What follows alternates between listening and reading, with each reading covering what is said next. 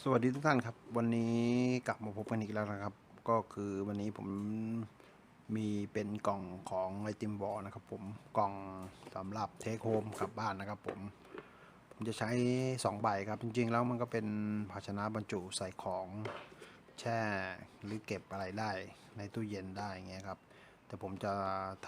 มาทำชั้นวางครับโดยใช้ลักษณะของการเก็บของเขาครับมันเป็นชั้นวางทำเป็น2 ชั้นนะครับผมโอเคครับติดตามชมกัน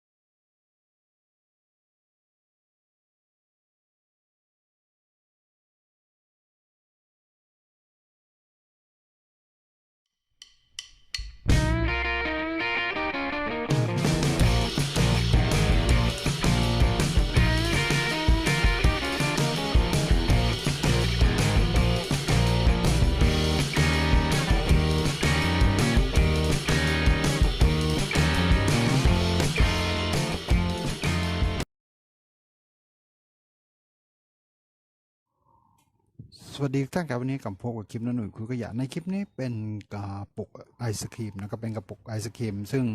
เป็นกระปุกครึ่งกิโลที่เราไม่ได้ใช้งานแล้วทีนี้จะนำตัวเนื้อพลาสติก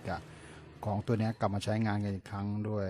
ฝาเปิดแล้วตัวยังค่อนข้างดีอยู่ครับจะนำกลับมาใช้งานกันครับโอเคครับติดตามชมครับจากกล่องไอศครีมพลาสติกครับผม